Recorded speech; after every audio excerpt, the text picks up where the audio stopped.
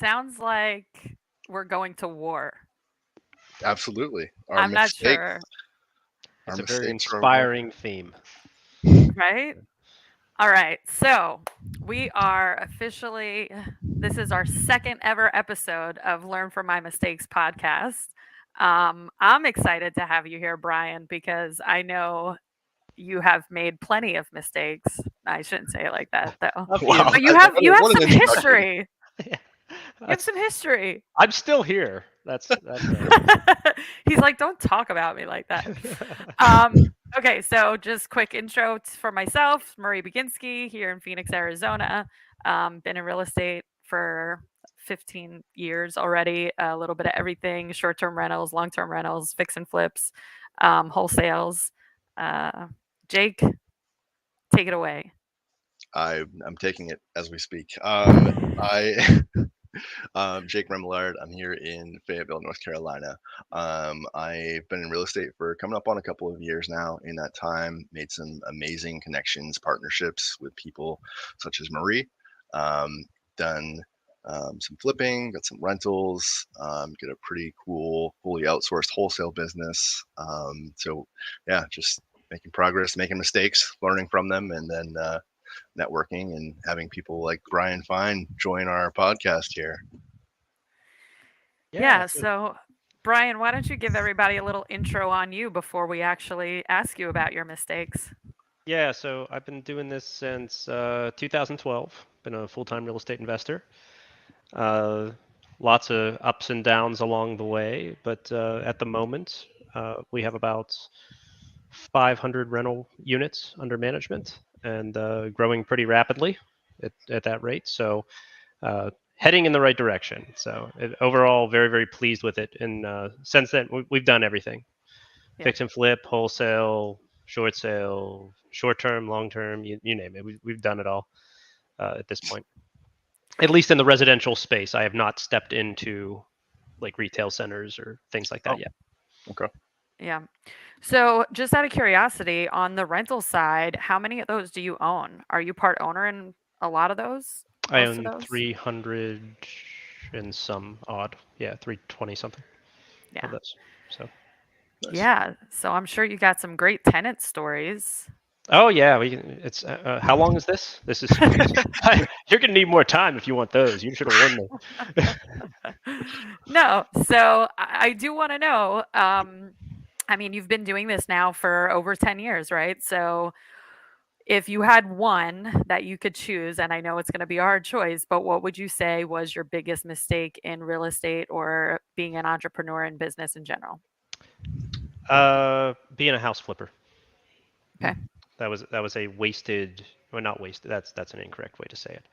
That was a very, very poor use of 7 years. We flipped a little over 100 houses, and let's do unicorn math for a second on that, and just pretend that I made money on all of them, which I didn't, Right. and that everything went perfect, and we'll just make $30,000 a pop on those. So times 100, I made $3 million. Yay! And then the IRS gets a chunk. That's about 50%. So I made 1.5, and I had a business partner. I made $750,000 in 7 years. Not bad, not great. Okay, it's more or less how it went, Hmm. with a lot more stress and hours than that, but that's how it went. If instead of selling those assets, I kept them, at this point they would have all appreciated approximately 50%, growing in value roughly $5 to $6 million. And they'd cash flow somewhere in the vicinity of $30,000 a month. So that was a rather catastrophic mistake from a wealth building perspective. I'd be Yeah. quite a bit further ahead had I not been stupid enough to sell them. Yeah. And so do you think you would have, like, going back, you would have bird them out and refinanced and kept more of them? Did you need the cash at the time? Yeah, it's honestly, I had a mindset at the time that I think is similar to what I encounter a lot with fix and flip investors today. They're just looking at that check, like, hey, why would I cash flow $200 a month for and deal with tenants when I could have a $50,000 check next week? You're a moron for doing this.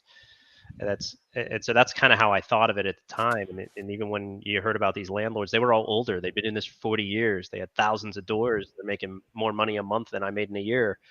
It's like, well, yeah, sure, if I wanted to start that way. And then Yeah. even with the BRRRR method, it just didn't make as much sense to us at the time. I'd go back and beat myself silly for that. No, Yeah. you want to keep every single one of them. Do not sell them, Well, especially if okay. you lost money on. So that's a good question. Now, do you think you would keep every single one of them, or would you kind of go back and forth, like have a mixed bag? I know when I started in real estate, my goal was like, okay, flip 2 and hold 1, flip 2 and hold 1. Mhm. I would actually put them in entirely separate buckets. So more or less what we do today is we have the transactional side. I'll sell people assets and things like that. Those are in the I'm selling those side. There's no illusion that I'm keeping them.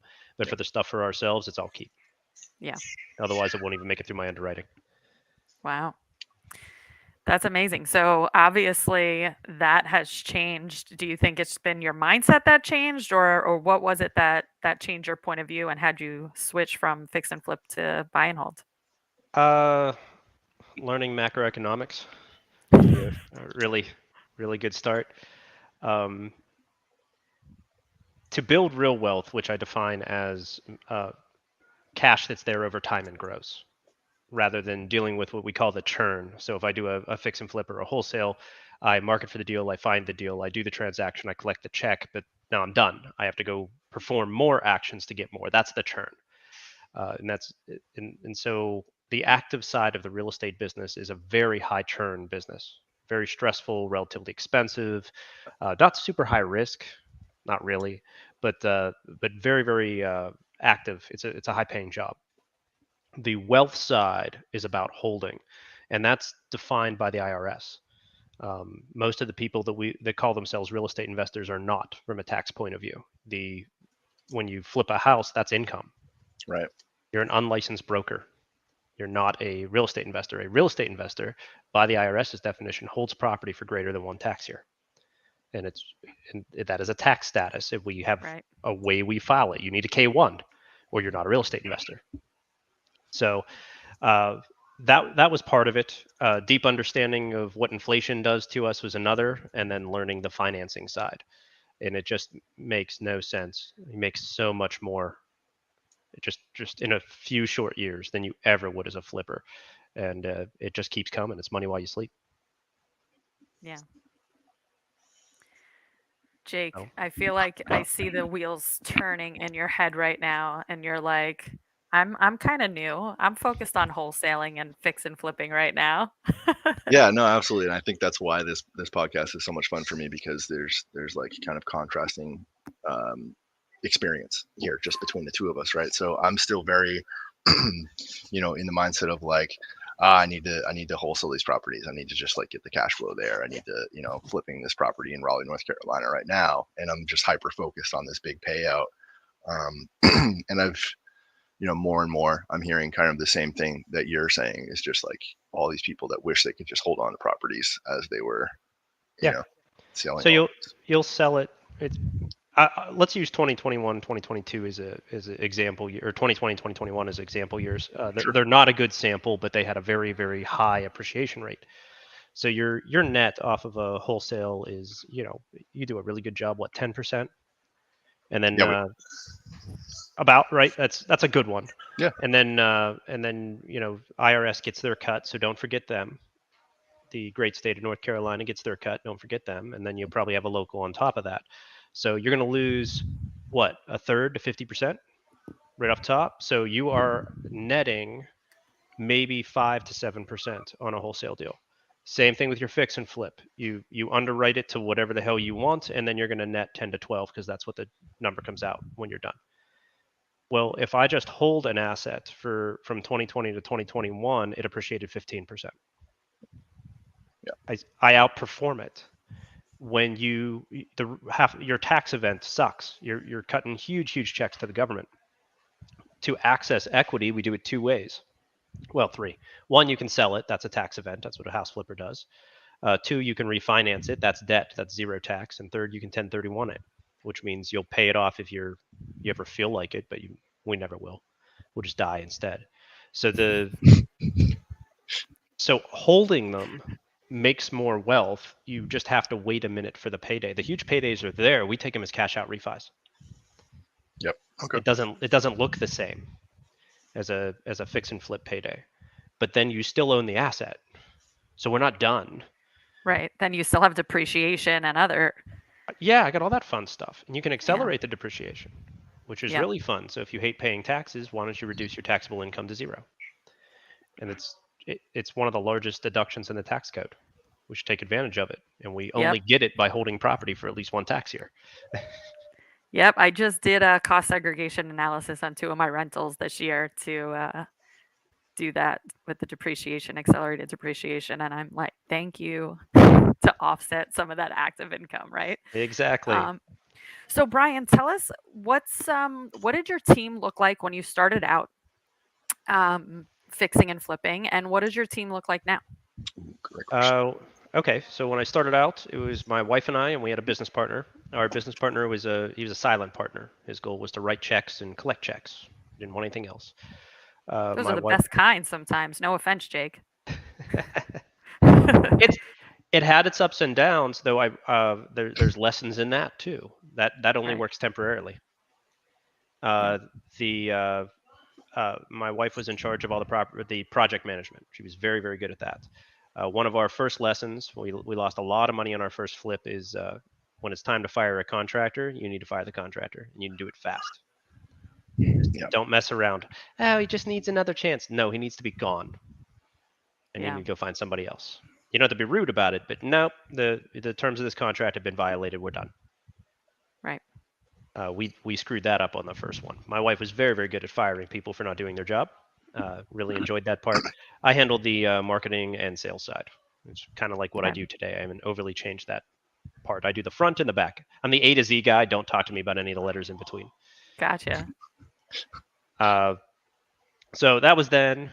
Today, my wife is actually a full-time mom. She gets to spend all her time with our kids. Awesome. I have 3 absolute genius business partners, and we're very well balanced. I do the sales. I have an acquisition partner.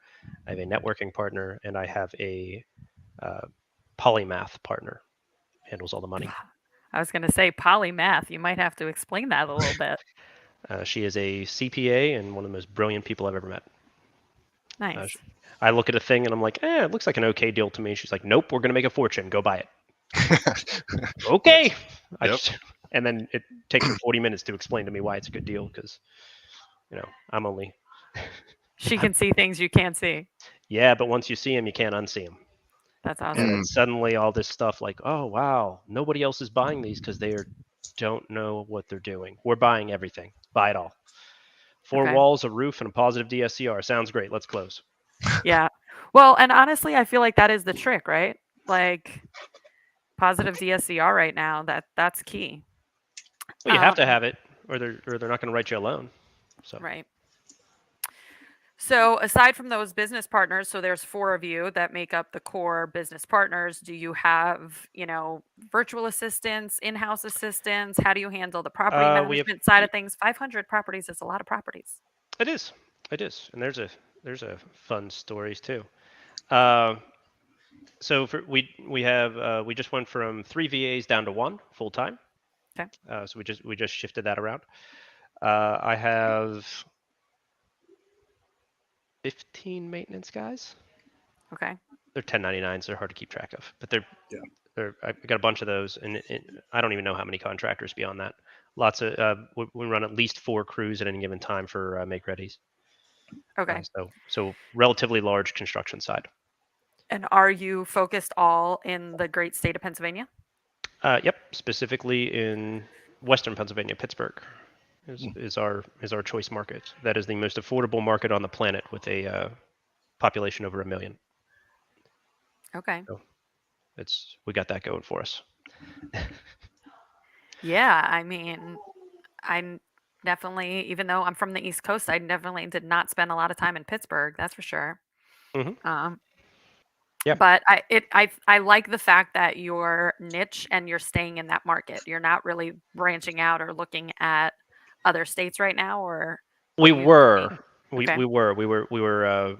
I own property in 7 states. We only offer our turnkey services here in Pittsburgh, and at the moment, we're only buying here in Pittsburgh. Okay. That is a function of the economy. That's the Okay. that's the Fed. They've really messed things up for us, at least in the short term. They've slowed our Okay. growth, but they've also created an excellent opportunity for us to build a lot of wealth. So whether they're just doing it at the cost of your grandkids. Yeah. All right. So tell us what was a big mistake with that first business partner that was a silent partner? Because you said there was some things to learn there. So what happened with that? There was it's the inequality. So when we started out, I'm literally a broke college kid living in my mom's basement. I can't even make that up. Okay. That's where I was. I'm married too, so we lived in a couch and we had a bed. Oh, and yes, nice. Yeah, it was Nice. Romantic, cozy. yeah, about I think we were about 120 square feet between two of us. It was sweet. Nice. What'd you guys do with all the space? Lots of hooks on the walls to hang things. It was not a great time. Um, so our partner was older, established, had some finances, was bankable, and was able to break us into this because otherwise, this stuff costs money, and that's not a thing that broke kids in their basement have. And at first, that was fine. It worked out very, very well. He made a ton of money on us. We made a ton of money. We learned a ton. But then you fast forward a couple of years and it becomes somebody taking 50% of your equity while you do all the work. And I look suddenly just as good on paper as they do. So Right. how long are you willing to hold that anchor at that point? And so on a long enough timeline, it will probably fail or at least breed some horrible resentment. So if you were going to do something like that today, I would suggest a 5-year sunset date in the operating agreement that all partners agree to. Just an automatic, unless we renegotiate, this ends in 5 years. Yeah. I think you bring up a good point because, I've had some business partners where, it didn't go as well. There were just, like you said, kind of not equity and how much I felt like I was working versus they were working and what we were, our roles and responsibility. And I think our biggest mistake was just not having the end goal in mind. So I love that you're bringing that up. Like this ends in 5 years because, when you're first starting out, you're just so excited to have somebody that's going to like split the workload with you or give you the capital if that's what you're, needing or whatever it is. But you're not even thinking about 5 years, 10 years, 20 years from now. You're just thinking like, this is what I need today. Yeah. If I could get a check for $20,000, all my problems would go away. Yeah. No. And then like 8 checks later, you're like, yeah, I'm not really sure I want to work for the next 20 grand like that. That was not worth it. Right. Yeah. Yeah. So all contracts should be negotiated for the divorce, not the honeymoon. And it makes life so much easier. You're setting a very clear expectation right up front. Nobody has any illusions. And should somebody violate the agreement, there's procedures for that. You just follow them. It makes life real simple. Since in my world we're buy and hold people, it's very easy. The only thing we require a majority to do is force a sale because that's the thing we don't do. Okay. Otherwise, we leave it simple. So what does your relationship look like with partners now? So aside from the 4 in the company, you're doing the turnkey rentals, right? So if I was just to call you up and say, hey, Brian, I'm interested in a turnkey rental in Pittsburgh, what would that relationship look like between you and your partners in the company? Yeah, so that would kick off a process. I'd send you over a quote. You'd say, okay, we are a brokerage, so you'd get our broker partner then would hook you up with a standard MLS contract. We'd connect you with financing, and then we'd turn you over to management. Okay. And so you'd be good to go. If you had a problem after that, you call me if you can't work it out, and we'll see what we can do about it. So we keep you going forward. And I would be a part owner in that with your company and my company, or you're just doing the property management at that point? You are the owner Okay. of the asset. Property management, that's a fun journey. We started out using third-party property management. It worked great until it didn't. About 125 units that I suddenly had a whole big problem with. They weren't being managed right, and so we had to switch it. And we did that by bringing it in-house. We had it in-house for the past 2 years, and in January of this year, we sent it back out to third parties again, multiple third parties. Wow. Got rid of it. So now we're asset managers. We oversee the property managers. Gotcha. So that is the current evolution, and I think it's probably the scalable final one. I believe, but we'll yeah. see. Yeah. I feel like there's some interesting stories and probably some mistakes there. So what was the issue with the original property management company that brought it in-house? Management is a horrid business model. Absolutely terrible. Just look at it from the big picture, what it is. Most of the businesses we're in, everything we do in real estate is relationship based. It's fundamentally a win-win, right? The way property management's set up, it's win-lose. The worse you do as an investor, the more the manager makes, and vice versa. It's also a ongoing service. So it can do extremely well, and then something changes and it won't. It fails, right? Personnel changes, whatever, and that's basically what we ran into. We had good personnel at our original management company. They were doing all right. Those personnel changed over, and I got a call one day from some young woman. It's like, okay, Mr. Fine, I'm going to talk to you about your properties. And she just starts going off on all this stuff. And I already knew we had a problem. We were basically looking at how we were going to solve it at that point. And I'm like, hold on a second. What was your name again? She tells me, and I don't remember it at this point. And I'm like, would you mind explaining your experience in real estate to me? And she's like, oh, yeah. So I was a manager at McDonald's, and I've been doing this for 3 weeks. Nice. Yeah. And I said, you are not qualified to have this conversation with me. And she just got really offended by that. And I said, you need to have the owner call me. And she got all uppity and everything. And I'm like, do you have any idea what $30 million looks like?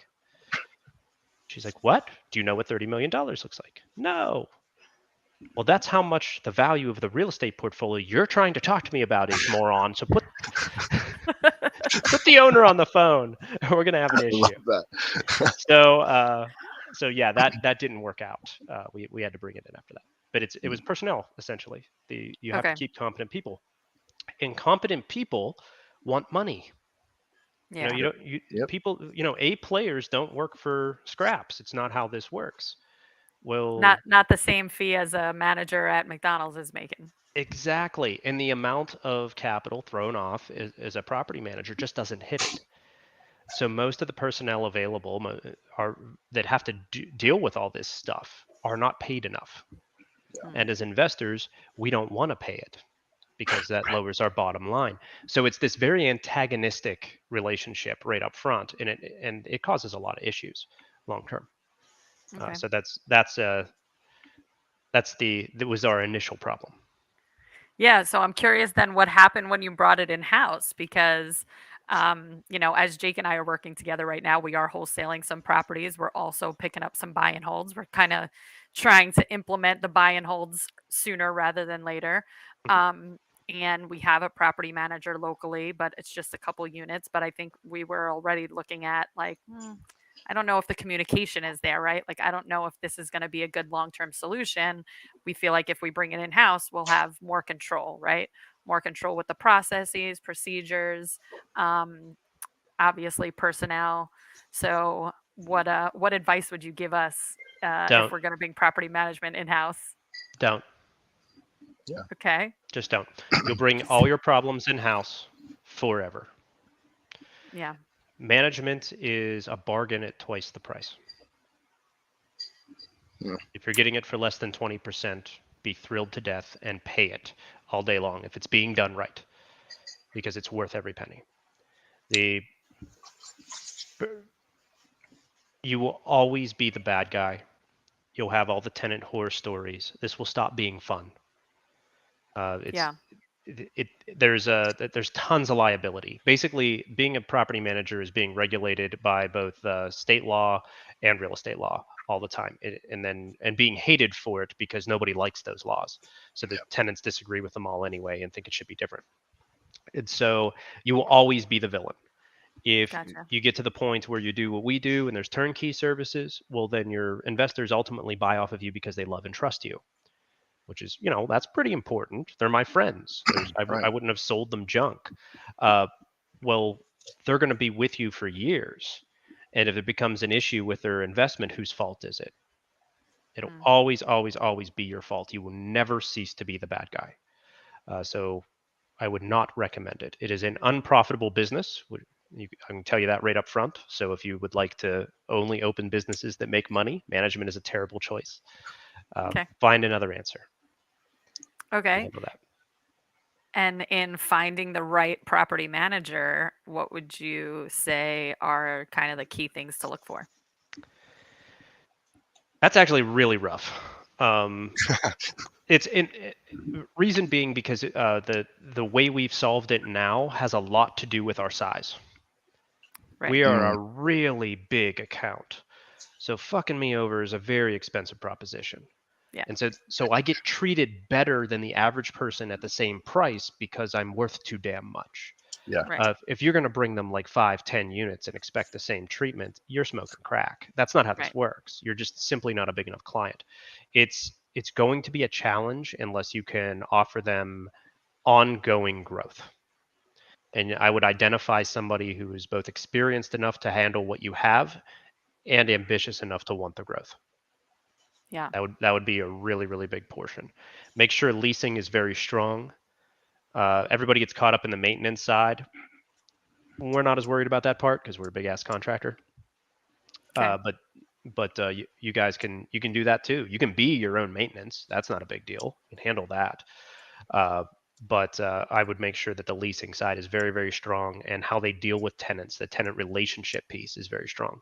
We need those people both paying rent and, more importantly, treating the asset well. Yeah. And that is a relationship game, not a numbers game. Yeah. Awesome. I think Jake, that's my favorite quote from the podcast so far is that like, fucking me over is an expensive proposition. That's got to go somewhere. You Like, can totally do it. It just, we're just never going to call you again. Right, Whatever. Right. Yeah. And when we get the highlight reels, Jake, we'll make sure that that's in the highlight reel. Yeah, absolutely. That made the cut.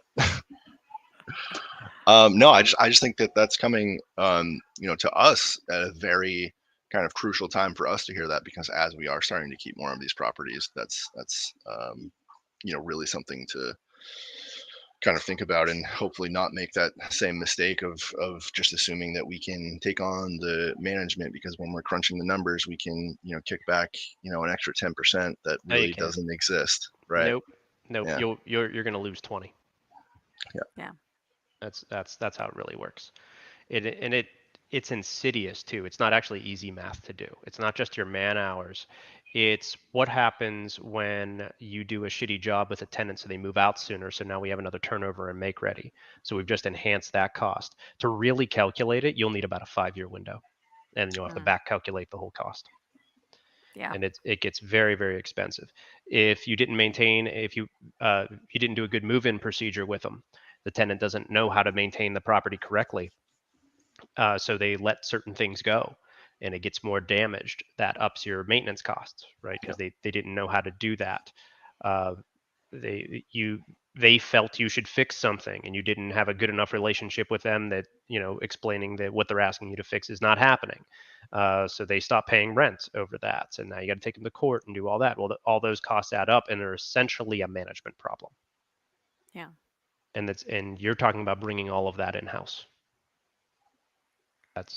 That probably it sounds like a headache we probably don't want. It's not great. There are people out there with like severe mental illness who love property management, and you should hire them. Severe mental illness. Yeah. I love it. Just hire them. They think this is great.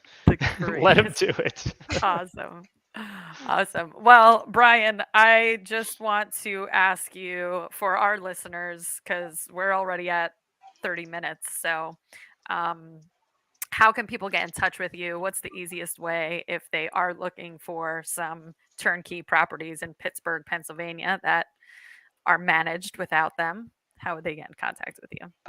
You can go to our website, coasttocoastturnkey.com, with the number 2. Okay. And that's there's a link on there. You can book a call with me, and we'll talk to you and see how we can set you up with some assets. You guys sort out.